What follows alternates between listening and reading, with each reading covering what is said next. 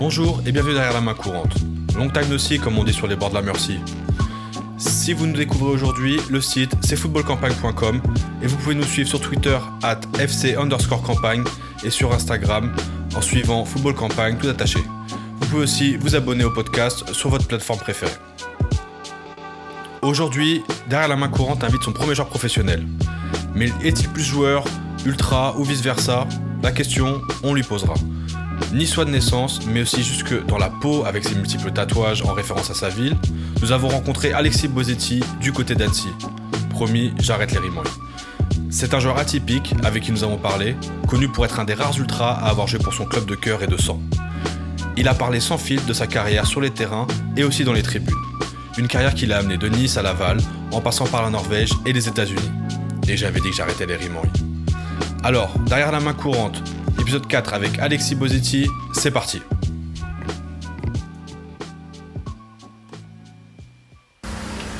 La première question, comment ça va ? Ça va, nickel. Franchement, y a pire comme ville. Ouais. Ah, franchement, c'est bien ici. Ça, t'es bien Le club, tout. Non, franchement, on sent que les gens, ils ont envie d'aller vers l'avant et de faire grandir le club. Donc, non, c'est... Le projet, il est cool. Ça fait combien de temps que t'es arrivé là ? Ça fait 2 mois ? Ça fait 2 mois, je suis arrivé fin juin. Et ouais, non, franchement, ça donne envie d'adhérer au projet, tu vois, d'être là et de faire les choses bien. T'as fait la chanson de... Tu veux faire encore les chansons d'initiation ? Ouais, je l'ai pas fait encore. Tu l'as pas fait encore ? Ok. J'essaie de la gratter, mais ça va être chaud. Alors, on a une question traditionnelle dans ce podcast. Ouais. On aime demander... Enfin, je vais te demander, c'est quoi ton premier souvenir de foot ? Oh. Moi, je vais dire les derbies quand j'étais petit, Cavigal contre OGC Nice. Ouais. Moi, j'étais au Cavigal, tu vois. Et ouais, c'était chaud. C'était chaud, on avait, je pense, d'avoir 8-10 ans. C'était déjà... C'était déjà tendu. Bon, ouais, c'était des tacles. On avait 8 ans, on se mettait des tacles. En plus, moi, j'étais dans la même classe que le gardien, donc ouais, c'était n'importe quoi. J'ai fait une simulation à la dernière minute, on avait gagné 4-3. Ils étaient en feu. C'était n'importe quoi. Mais c'était bien. Avec le gardien de Nice ? Hein ? Le gardien de Nice ? Le gardien de Nice était dans ma classe. Je lui ai mis le penalty à la fin. Lundi, il a pleuré toute la journée, le pauvre. Mais ouais, c'est mon premier souvenir, franchement. C'est au Cavigal, tu vois. C'était mon club. J'ai passé 10 ans là-bas. Ouais. Et ouais, non, c'était vraiment mon club. Et du coup, quand t'es passé à Nice à quel âge ? À 16 ans. C'est ça ? Ouais. Je suis passé à Nice à 16 ans. Il y en avait plus de l'époque. Ah ouais ? Non. Ouais, s'il y en avait un, c'était Vincent Leroux, c'était le capitaine. Mais ouais, non, c'était... Bah, Nice, c'était bien aussi. Hein. Au centre de formation, c'était pas mal. Hein. Franchement, c'est les bons souvenirs quand t'es jeune. Voilà, en plus, ça s'est bien fini vu que j'ai signé pro et tout. Donc, non, c'était top.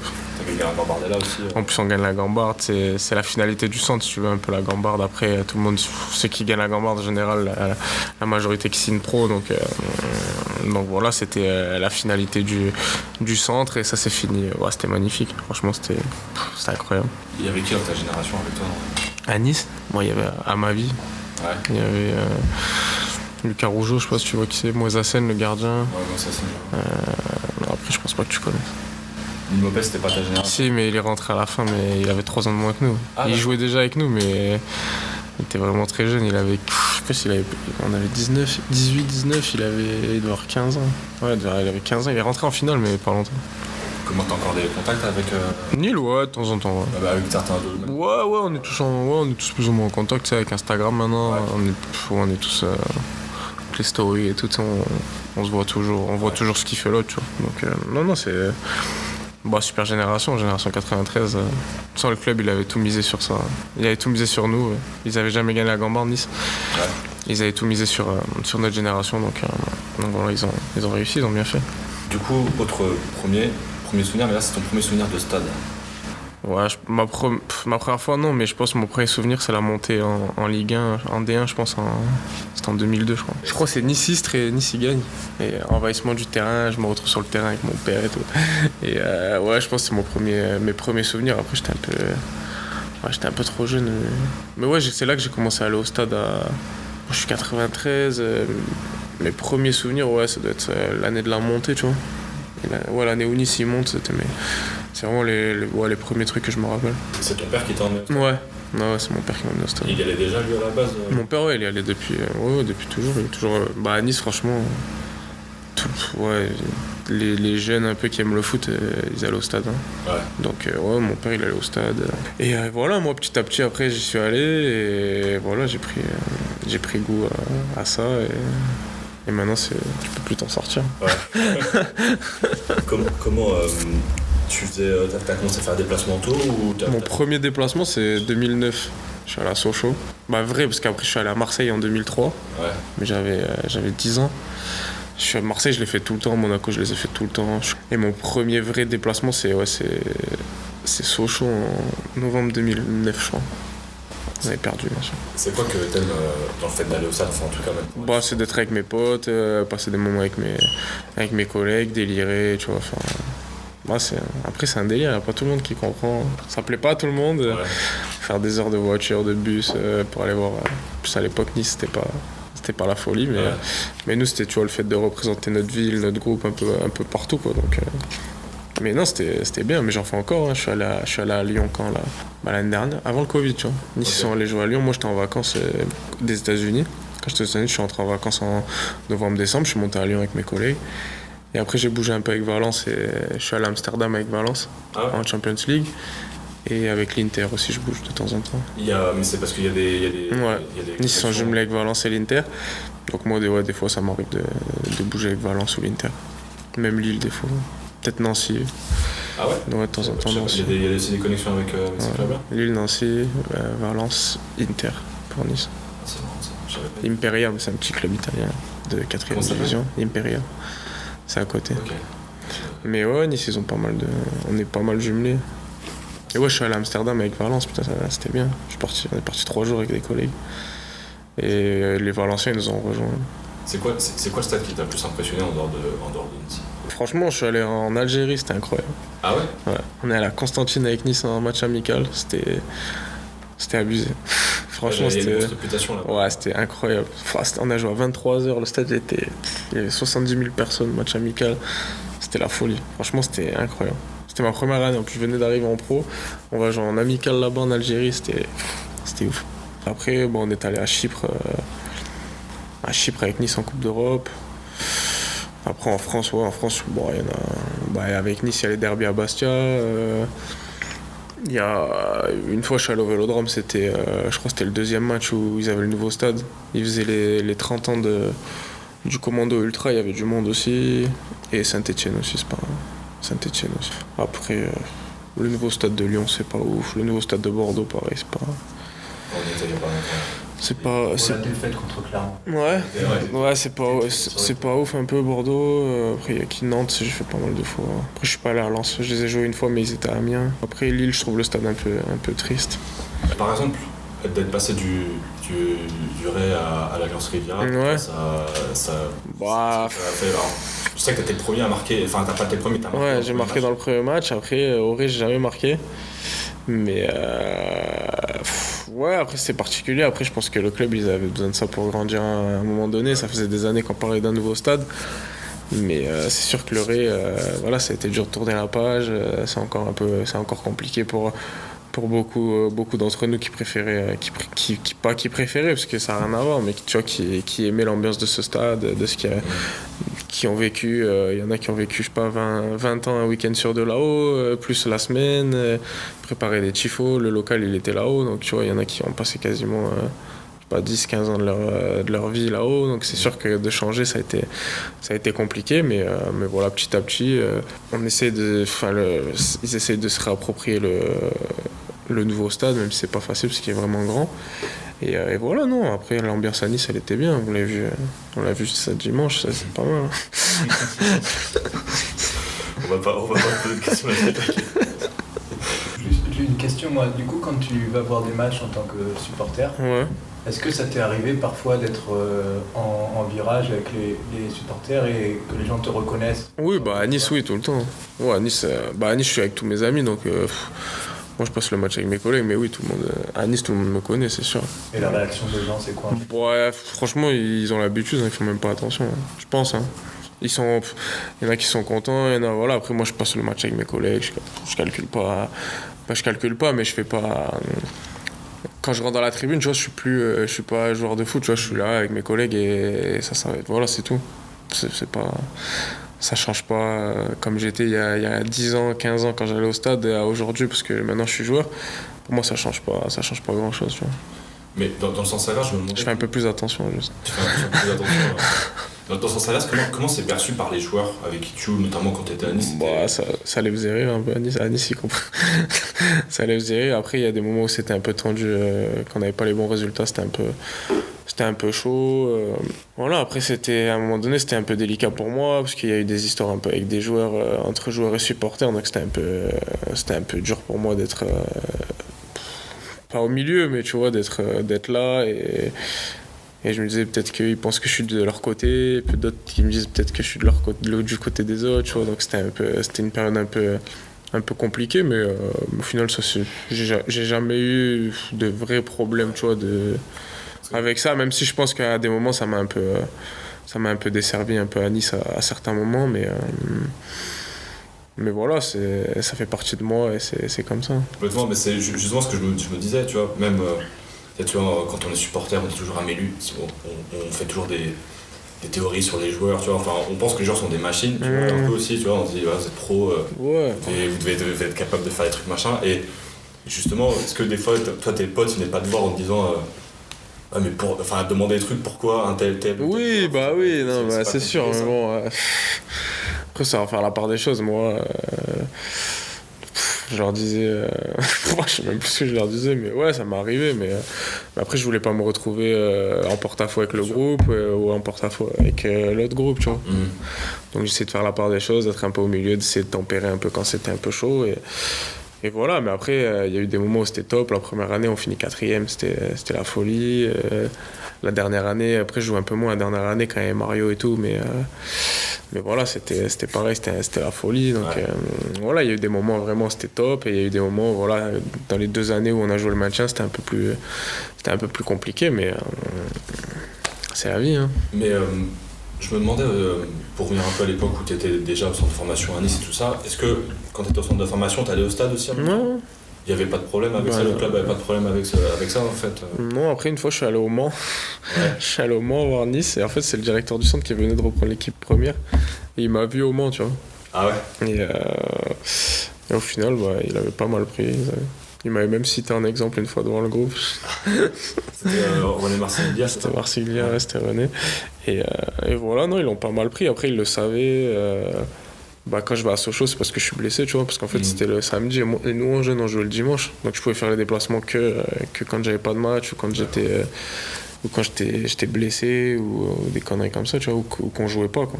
Donc, ouais, c'était un peu compliqué, mais ça s'est toujours bien passé parce que j'étais pas blessé, j'ai jamais ramené de problème, enfin, j'ai jamais été en garde à vue ou des conneries comme ça. Donc non, au final, je pense pas qu'au centre, ça m'a pas desservi.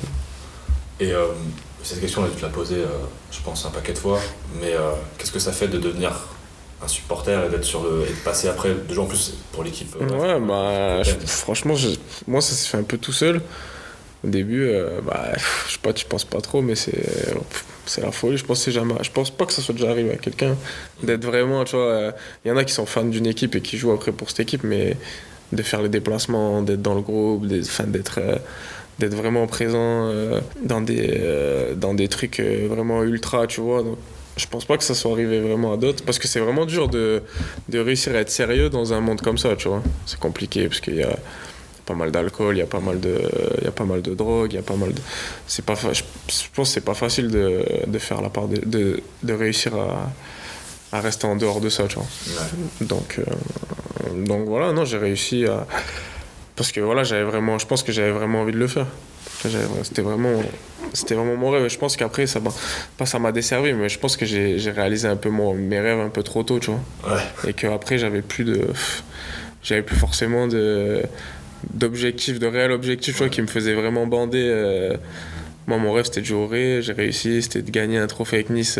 J'ai gagné la Gambarde, j'ai joué la Coupe d'Europe avec Nice. Voilà, ça arrivait un peu trop tôt, trop vite, et comme je t'ai dit, après, j'avais plus vraiment pas de motivation, mais j'avais pas vraiment de réel truc qui me faisait vraiment kiffer ou des trucs pour lesquels j'aurais pu vraiment me surpasser encore plus, tu vois. Puis après, avec Nice, c'est devenu un peu, pas un peu chaud, mais après, je suis parti en prêt, ça s'est mal passé. J'ai du mal à quitter Nice. Donc voilà, mais... C'est exactement ce que je me suis dit quand je travaillais un peu. Je me suis dit, ouais, en fait, quand t'as... Tu vois, quand à 21 ans, t'as déjà joué la Coupe d'Europe, t'as déjà marqué avec Nice, t'as déjà réalisé... Franchement, j'ai réalisé quasiment tous mes rêves. Et même au milieu, je gagne la Coupe du Monde avec l'équipe de France, truc à laquelle j'aurais jamais pensé. Je suis jamais allé en sélection avant mes 19 ans. Je jouais avec des mecs qui jouent à Manchester United. Donc je me dis, déjà, je me disais, qu'est-ce que je fous là? Puis après, je vais en espoir. Et puis voilà, tu vois, en fait... Pas t'es blasé, mais tu vois, j'avais plus le truc. Parce que pour moi, c'était le summum déjà. Ouais. J'étais déjà au max de ce que je rêvais, de ce que je rêvais à 15 ans. Si à 15 ans, tu m'avais dit tu veux faire quoi, bah, j'aurais même pas pu imaginer ça, tu vois. Marquer dans le premier match dans le nouveau stade. Juste, j'ai pas marqué au vrai, tu vois. Ouais. Ça me dégoûte un peu, mais. J'ai marqué une fois en Coupe de France, mais il n'y avait pas grand monde. Ah ouais. Mais tu vois, sinon, ouais, c'est pas remarqué. Par exemple, tu vois, contre Limassol, quand on joue la Coupe d'Europe, on gagne 1-0, tu vois, et on a perdu 2-0 à l'aller. Là, je rentre à 20 minutes de la fin. Et... là, si j'avais marqué, je pense que j'aurais arrêté ma carrière. Je pense que j'aurais arrêté le foot derrière. Peut-être pour clore le chapitre niçois, on a demandé sur Instagram à notre audience s'ils avaient des questions pour toi. Ouais. Et on a une pour finir sur une note positive et un peu drôle. Est-ce que tu as une anecdote de vestiaire à raconter sur justement ta période à Nice? Une fois je suis venu ici, c'était ici en plus. Je suis venu ici avec mes potes, un supporter et tout, je passe la journée ici et je suis rentré avec l'avion des joueurs. Ah ouais. J'étais joueur, tu vois, j'étais blessé, c'était la fin de saison, j'étais blessé. Et je suis rentré avec l'avion des joueurs et bah ça c'est jamais, je pense pas que ça va beaucoup arriver. Hein. Ouais. Supporter, je suis parti le matin avec mes collègues, on a passé la journée ici en ville et tout. Et le soir, je me rappelle, je suis parti avec l'avion des joueurs parce que je voulais vite rentrer à Nice, j'en avais marre. Et donc, ouais, du coup... Tu vois, je suis descendu du parkage, je traverse le terrain, je vais au vestiaire. Ah ouais, quand même. Ah ouais, t'as fait... Ouais, j'étais dans le parkage, le gars de la sécurité, il est venu me chercher, je suis descendu. Je suis descendu, j'ai fait le tour de la piste, là, je suis allé au vestiaire en bas. Je me rappelle, à ma vie, ça faisait recoudre, il y avait un truc, putain. Moi, j'étais bleu en plus. Je me suis retrouvé dans le vestiaire à rentrer avec eux. Et ouais, tu vois, ça arrive pas souvent. Après, à Nice, c'était plus comme maintenant. Hein. Maintenant, ouais, c'est un peu plus carré. Je pense pas que je pourrais le refaire maintenant avec Galtier ou quoi, mais Puel, ouais, il avait pas trop mal. Après, c'était la fin de saison, on était déjà sauvés et tout. Après, donc, c'est évoqué un peu, t'as dû partir de Nice et ça a été un peu compliqué. Ouais, c'était dur. Franchement, je suis arrivé à Tours. Au début, c'est bien passé. Puis à un moment donné, je commençais à déprimer. C'était dur, même avec ma femme et tout. C'était compliqué. Dès que j'avais un week-end, je prenais la voiture, je montais à Paris, je prenais l'avion, je rentrais à Nice. J'avais 2 jours, je prenais l'avion, je rentrais. Ouais, c'était compliqué. Après, même avec Simone, c'était compliqué. Enfin, humainement, c'était pas compliqué, mais au niveau du foot, c'est devenu un peu compliqué en fin d'année. Tu vois, je jouais plus, je voulais rentrer à Nice.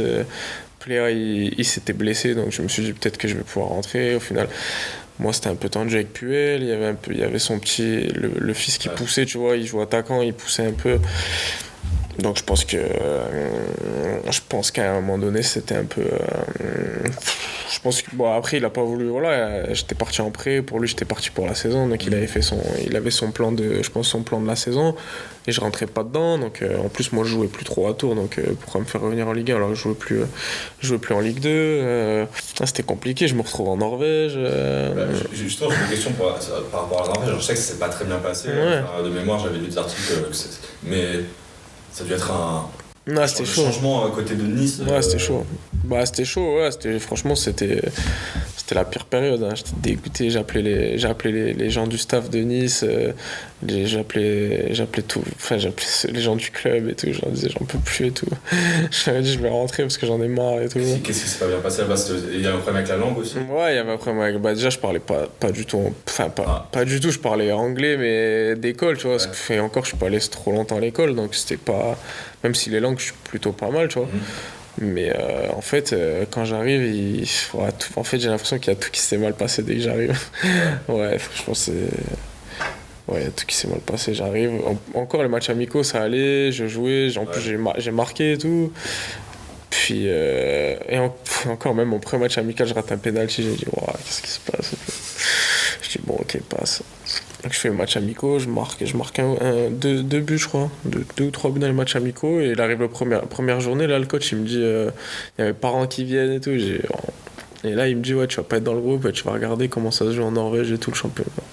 Tu vois, moi, dans ma tête, j'arrive de Nice, Ligue 1, j'ai 85 matchs en Ligue 1, j'ai joué la Coupe d'Europe et tout, je me dis, mais il se fout de ma gueule, lui. Donc je le prends mal. Après, il faisait les vidéos en norvégien, donc moi, je comprenais rien. Il faisait les causeries en norvégien, je comprenais rien. Il me traduisait même pas en anglais. Franchement, c'était compliqué. En plus, c'était en plein hiver. Ouais, ça devait être... Donc ouais, non, franchement, c'était pas facile. Vraiment, c'était pas... Puis en avril, j'ai craqué, je me suis barré. Ouais. Je me suis taillé, je leur ai dit, vous me payez pas les deux mois qui restent, je me casse. D'accord. Donc je suis rentré à Nice, ils m'ont pas payé, et voilà. Mais c'est pas un club, il y avait pas des Français dans le club où tu étais? Non, il y en avait avant, il y en a eu après, mais il y avait Adeoti. Quand il est arrivé l'année dernière, il arrivait de là-bas, du même club on arrivait. Okay. Et voilà. Mais après, quand tu parles anglais, je pense que ça se passe beaucoup mieux. Ouais, quand tu vas... Parce que mon collègue qui est allé, c'était Vesberg, il est américain. Ouais, donc il parle anglais, tu vois. Il n'a pas de souci avec la langue. Donc même si... En Norvège, il parle les deux langues. Donc même s'il parle norvégien, il peut toujours se faire traduire. Puis il peut sortir avec les joueurs. Quand tu parles anglais, c'est beaucoup plus facile. Je pense que si j'irais aujourd'hui, ce serait différent. Ouais. Maintenant que je parle anglais. Il y a des choses que tu as retenues un peu quand même de la culture foot en Norvège. Quand tu regardais un peu, c'était même pas... Franchement, ça m'a dégoûté, j'étais déprimé. Je rentrais chez moi, j'avais qu'une envie, c'était de prendre l'avion, de me barrer. Un week-end, on a eu 5 jours. Ouais. Et tu vois, j'avais les vols direct Nice-Oslo en fait. D'accord. Et je dis à ma femme, si on rentre à Nice, on revient plus. Donc on est parti à Copenhague pendant 3-4 jours. Parce que je lui dis, si on rentre à Nice ce week-end, je te jure que je remonte plus dans l'avion, je reviens plus. Je laisse tout là-haut et je remonte plus, je ne me vois plus là-haut. Donc j'ai dit, bon, viens, on part à Copenhague, on voit comment ça se passe. Et en fait, il me fait pas jouer, mais moi je comprends pas, tu vois. Ouais. Deuxième journée, on va à l'extérieur, on perd, il me fait même pas rentrer, tu vois. Moi je mets un shoot dans le banc, je m'embrouille avec l'adjoint et tout. Et là après je vais voir le directeur sportif, je lui dis, on jouait 5 matchs en 2 semaines, on jouait tous les 3 jours. Je lui dis, là si je commence pas au moins 2 ou 3 fois titulaire, à la fin des matchs, je me casse. Les 2 premiers matchs, même pas dans le groupe. Je dis, allez, c'est bon. Il me fait jouer un match en coupe contre le Détroit dans un village, pas de tribune, rien. Je dis, qu'est-ce que c'est? En plus, je marque et tout, et après, il me prend même pas. Je dis, c'est bon. Fin avril, je suis allé dans le bureau, je dis, c'est bon, on arrête. Ouais. Donc, je suis parti. Et je crois que je suis allé le 25, le 26, j'étais dans l'avion, je suis parti. Et il y avait Mallory Martin là, tu sais, je sais pas si tu vois qui c'est. Ouais, j'essaie de le contacter parce que j'étais à Palerme il n'y a pas longtemps. Ah ouais, mais il y est plus. Il est parti, ouais. Ouais, ils l'ont pas renouvelé. Mais lui, il joue à Oslo en fait. D'accord. Donc il m'a aidé pour le déménagement, il est venu chez moi. En plus, c'est à Nice, lui. Ouais, c'est ça, il était au centre de formation à Nice, non? Ouais, donc en fait, on s'est. Non, lui, il était à Monaco. Il était à Monaco, mais Non, il a pas joué à Nice. Ok. Lui, c'est à Nice, mais qui a joué à Monaco et tout. Et en fait, on s'est retrouvés là-bas en stage. Si tu veux, les Norvégiens, ils partent à Alicante, mais ils ont un gros complexe, tu vois. Il y avait Rubin Kazan, il y avait des gros clubs. En fait, ils vont tous là-bas. Et en fait, je l'ai rencontré là-bas, on était là-bas en même temps. Et du coup, on a sympathisé et tout. Il habite à Oslo, moi j'étais à 45 minutes d'Oslo. Donc on était souvent chez eux, il venait chez nous et tout. Et ouais, il m'a aidé à faire le déménagement, il nous a amené à l'aéroport, on s'est cassé. T'es fou, j'ai même failli faire de la prison et tout en Norvège. J'ai fait un excès de vitesse, ils m'ont dit c'est $800 tout de suite ou 2 semaines de prison. J'ai dit, c'est moi, je vais vous payer.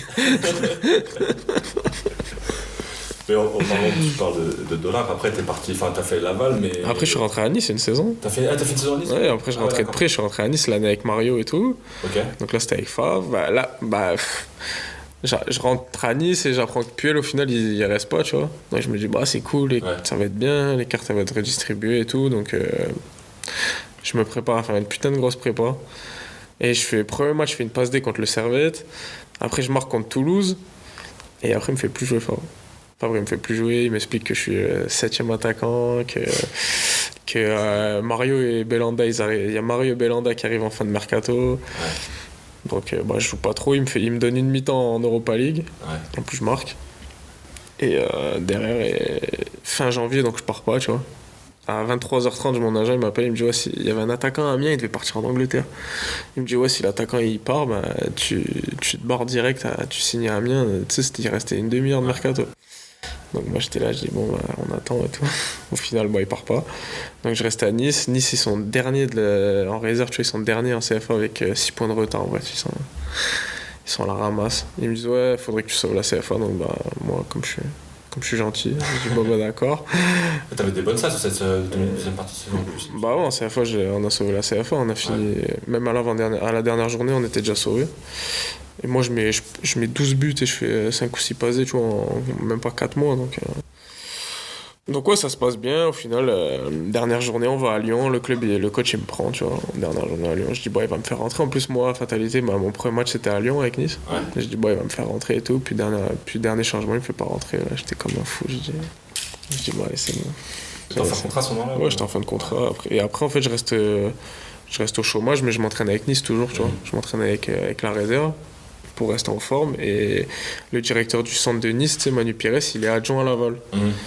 Donc fin de mercato. En fait, je devais signer à Clermont. Ah ouais, d'accord. C'était fait en fait. C'était quasiment fait. Et en fait, mon agent il me dit ouais, il y a Corinne Jacques, elle doit t'appeler dans l'après-midi. Bon, d'accord.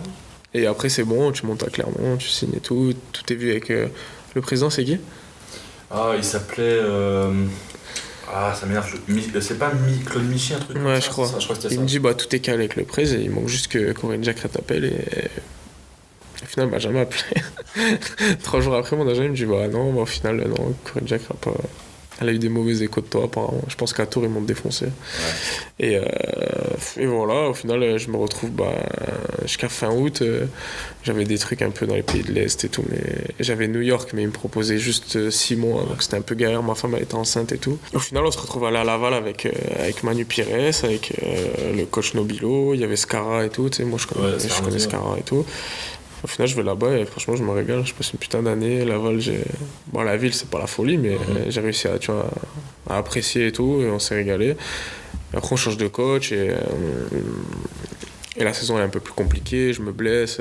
Puis j'ai l'opportunité d'aller aux États-Unis. Donc, qu'est-ce qui t'a motivé à aller aux États-Unis en fait, j'ai toujours voulu y aller. Tu vois. Ouais. Moi, j'ai toujours été attiré par le pays, par la culture américaine et tout. Et en février, j'ai eu l'opportunité d'y aller, donc j'ai dit, bon, allez, on y va.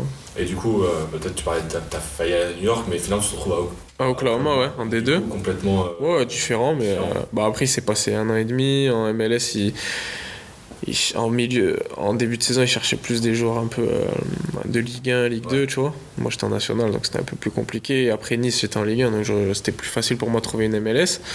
Mais bon, au final, on n'est pas allé. Je sais pas pourquoi ma femme elle était enceinte, on a pris. Puis c'était le milieu de saison, tu sais, là-bas, juin, c'est la moitié de leur saison. Donc il n'y a pas eu d'opportunité pour y aller. Au final, je me retrouve à Oklahoma et franchement, c'était bien. Moi, j'ai kiffé. Qu'est-ce que tu as aimé là-bas? Et moi, je me pose la question de la culture foot un peu. Oklahoma City, déjà, la NBA. Ouais, il y avait une grosse équipe de NBA déjà. Donc pour ça, déjà, on s'est régalé. Après, même la vie américaine, c'est top. Le championnat, il est top. Conférence Ouest, c'est la mieux. Ouais. Franchement, il y avait du monde dans les stades? Ça dépend les stades, franchement. Oklahoma, pas ouf, tu vois. Ouais. On faisait quoi? On faisait peut-être 5000, 6000. Je suis allé à El Paso, on faisait 9000 de moyenne. Stade, quand il y avait des gros matchs, le stade j'étais plein. En plus, c'était un stade de baseball, donc il devait faire 13-14 000, tu vois. Et comme c'est à la frontière mexicaine, il y a l'ambiance. Ouais, c'est plus ambiance Mexique et tout, donc les gens ils sont passionnés. El Paso, ils aiment le foot. Et ouais, non, franchement, El Paso c'était bien. Moi, je me suis régalé. Moi, je serais jamais rentré. Hein. Et on est rentré avec le Covid, c'était devenu un enfer. C'était devenu galère. C'est comment c'était... En fait, si tu veux, normalement, il y a 2 conférences. Ouais. Conférence Ouest, donc la conférence avec la Californie, Los Angeles, Las Vegas et tout. Donc nous, on partait 3 jours en plus. Ouais. Il n'y a pas de descente montée, donc c'était un peu... Tu vois, c'est un peu la fête quand tu vas dans des villes comme ça. On sortait, on faisait nos vies. Aux États-Unis, en plus, ils sont libres, tu sais, quand t'arrives le vendredi, le repas du soir, c'est pas le club qui le prend en charge. Ah bon? En fait, ils te donnent de l'argent, ils te donnent $80 par jour.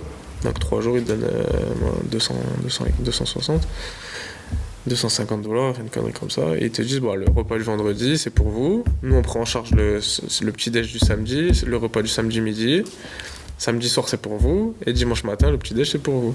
D'accord. Donc nous, on prenait ça, on sortait, on allait au resto, ça dépend les villes, on allait en soirée et tout. Et non, on s'est régalé, mais en fait, à un moment donné, quand il y a eu le Covid, donc ils arrêtent le championnat en mars. Ils font reprendre mi-juillet, sauf que mi-juillet, ils font... je sais plus combien ils font. Je sais pas s'ils font pas 8 poules de 4. En plus, on pouvait plus prendre l'avion, il n'y avait plus d'avion, il fallait faire 2 bus. Ouais, les Américains, ils sont complètement fous. Mais ils ont des moyens de malade, donc ils peuvent le faire, tu vois. Donc en fait, je jouais toujours contre les mêmes équipes. Moi, j'ai dit, avec ma femme, c'était compliqué. Elle a pas aimé du tout. Nous, on se retrouve là-bas. Ma fille, les écoles fermées. Ma fille qui va plus à l'école et tout. C'était n'importe quoi, tu vois. Donc, du coup, on a pris la décision de rentrer. Le club, il a été top, tu vois. Ils en avaient, je sais pas, 15, 16 ou 17 bagages. Ils nous ont tout payé. Ah ouais? Ah ouais, non, le club, il a été top. Franchement, ils nous ont... Il y avait un niveau, il y avait quand même, même en deuxième division, du coup, ça avait quand même un niveau... Bah oui. Aux États-Unis, même en troisième, en quatrième division, ils sont pros. Hein. Je te jure, c'est... Ouais. Au niveau de la logistique et tout, c'est les meilleurs. Non, ils sont trop forts. Franchement, sur ça, c'était abusé. C'était du niveau Ligue 1. Ouais. Au niveau de la logistique, des staffs, on avait des staffs énormes. Au niveau des installations et tout, c'était niveau Ligue 1. Franchement, c'était top. Et ouais, du coup, on est rentré parce qu'il y a eu le mercato d'hiver. Donc, 1er juillet, on est rentré. Le mercato d'été. Ouais. 1er juillet, on est rentré pour trouver un truc, tu vois. Donc voilà. Et après, je me suis retrouvé au Puy parce qu'il y a mon pote qui joue là-bas, c'est Perrault. Moi, je voulais pas m'éloigner trop de Nice, donc le Puy, tu vois, c'était pas très loin. J'étais à 5 heures de route. Ma femme, elle est d'Avignon, donc ça lui coupait la route, tu vois. Elle dormait sur Avignon 2-3 jours en remontant. Et en fait, le compromis, il était bien, tu vois. Il était nickel. Puis même le Puy, financièrement, ils avaient des moyens. On voyageait, on était en N2, on prenait l'avion, tu vois, on prenait le jet en N2. Donc des conditions comme ça, c'était pas facile d'avoir même en national. Franchement, ils me donnaient mieux que... Laval, ils m'ont fait une proposition quand j'étais encore aux États-Unis. Mais la proposition du Puy en N2, elle était beaucoup mieux, tu vois. D'accord. Donc le projet du Puy, il était bien, il venait de descendre, tu vois, il voulait absolument remonter, ils montaient une équipe, ils ont monté une grosse équipe pour remonter, au final on n'a pas pu jouer, donc... Vous avez été un peu loin? On est allé loin en coupe, on se fait éliminer par Rumilly, là. On a pris 4. Ouais, ils ont eu de la chance de nous jouer à ce moment-là, ça. Ouais. Mais ouais. Et voilà. Et là, après, je me retrouvais... en fait, avec le coach, on était déjà plus ou moins en business quand il était à Boulogne. Au final, Capou, leur directeur sportif, il n'était pas emballé à l'idée de me prendre. Donc au final, ça s'est jamais fait. Mais voilà, là, à Annecy, ça a pu se faire. Et puis même moi, je comptais pas partir du Puy, tu vois, j'étais bien. On avait pareil le même objectif de monter. J'avais toujours un bon salaire. Donc j'avais pas forcément de raison de partir. Ouais. Et au final, le projet d'Annecy, pareil pour moi, pour Nice, tu vois, c'est pas loin. Je vais à Genève, je prends l'avion, je rentre à Nice. Je suis pas loin de... Pareil pour Avignon, si je dois rentrer à Nice, c'est sur la route.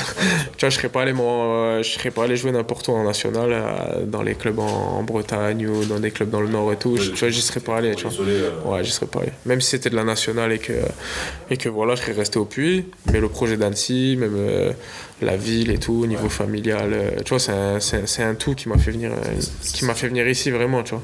C'est ce que j'allais te demander. Aujourd'hui, comme tu disais au début, t'as accompli beaucoup de tes rêves déjà. Ouais, bah oui. Aujourd'hui, c'est quoi, comment tu mènes ta carrière? Parce qu'on pourrait se dire, comme tu disais, 85 matchs de Ligue 1, tout ça, t'as quand même un certain CV, tu pourrais tu vois, essayer d'aller, je sais pas, dans des équipes deuxième partie de Ligue 1, Ligue 2, tout ça. Ligue 1, je peux pas. Ouais. Ligue 1, je peux pas. Ouais, c'est compliqué, voilà, il y a peu de clubs où je peux aller. Peut-être plus quand t'étais... Après, j'ai une image, Bosetti, c'est compliqué. Tu vois, c'est là que ça me dessert un peu, mais après, comme je te dis, tu vois, ça fait partie de moi, ça me gêne pas. Ça me gêne pas forcément, tu vois, de pas être en Ligue 1 aujourd'hui dans un club où j'aurais pas envie d'être, tu vois. Donc là, je suis à Annecy, je suis très bien. Le club, il est, tu vois, on est entouré de gens qui ont envie de bien faire, qui se donnent, tu sens qu'ils sont à fond derrière le club, et on a un super groupe, je me sens super bien dans l'équipe, voilà, une très bonne ambiance. On a perdu à Concarneau, mais voilà, ça fait chier, tu vois, ça fait chier parce qu'on a les occasions pour gagner. Et voilà, je pense que si on fait pas certaines certaines erreurs, tu vois, parce que ce championnat, c'est un championnat un peu bâtard, tu vois. Tu peux, autant comme tu vois à Concarneau, tu peux gagner, tu prends un but 50 secondes après. Contre Laval, tu dois pas forcément gagner. Tu gagnes le match parce que tu as des couilles et que tu tiens le score. Et que voilà, de temps en temps, il va falloir gagner des matchs comme ça pour monter. Et voilà, et je pense que cette année, si en janvier, février, mars, on est dans le wagon du haut, on aura à un moment donné, on aura notre mot à dire parce qu'on a une bonne équipe. Ouais. Si on n'a pas trop de blessés, si on n'a pas un Covid de 15 personnes qui t'handicapent pendant 3 semaines, ou si on n'a pas... si on arrive à passer une saison plus ou moins correcte avec les blessures, avec tout ça, je pense que février-mars, on va peut-être être dans le bon wagon pour jouer quelque chose sur la fin de saison. Et ça peut être excitant, tu vois. Et j'avais lu aussi, juste, tu vois, je pense à la suite de ta carrière, tu vois, qu'un truc que tu aimerais bien faire, ça serait de jouer en Italie. Ouais, j'aimerais bien jouer en Italie, ouais. Et après, pour l'instant, avec le Covid, c'est un peu la merde là-bas. Ouais. Donc voilà. Non, après Nice aussi, j'ai failli aller à Frosinone. D'accord. Mais il fallait pas qu'ils montent. Au final, ils sont montés. Ah ouais. C'est l'année où ils montent en Série A. Ouais. Et s'ils restaient en Série B, ils avaient un recrutement où j'étais compris dedans. Okay. Et du fait qu'ils montent en Série A, j'étais plus compris dans leur recrutement. D'accord. Donc au final, ça n'a pas pu se faire. Mais non, je désespère pas. L'attirance pour l'Italie, elle vient d'où moi, je suis de Nice. Puis même le monde ultra italien, tu vois, la ferveur, la passion qu'il y a autour du foot en Italie, c'est inégalable. Tu vois, dans aucun pays européen, je pense que tu pourrais retrouver ça. Et non, c'est sûr que... Là, je suis super bien à Annecy, hein, franchement.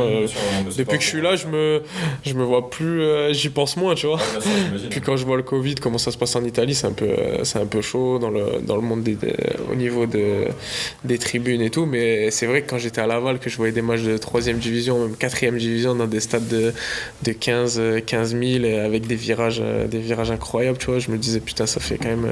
Alors que toi, tu joues au même niveau et tu te retrouves à jouer dans des stades où il y a 150 personnes. Tu vois, ça fout la mort. Donc ouais, franchement, il y a des moments où j'ai vraiment voulu aller en Italie.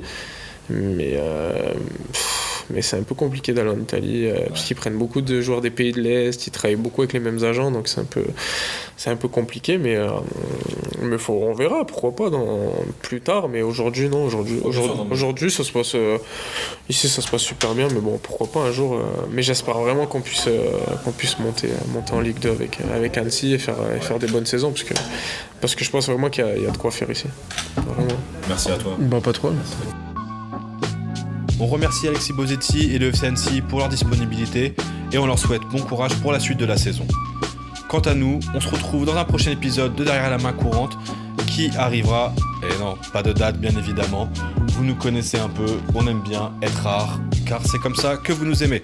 On vous fait des bisous, à la prochaine sur Football Campagne.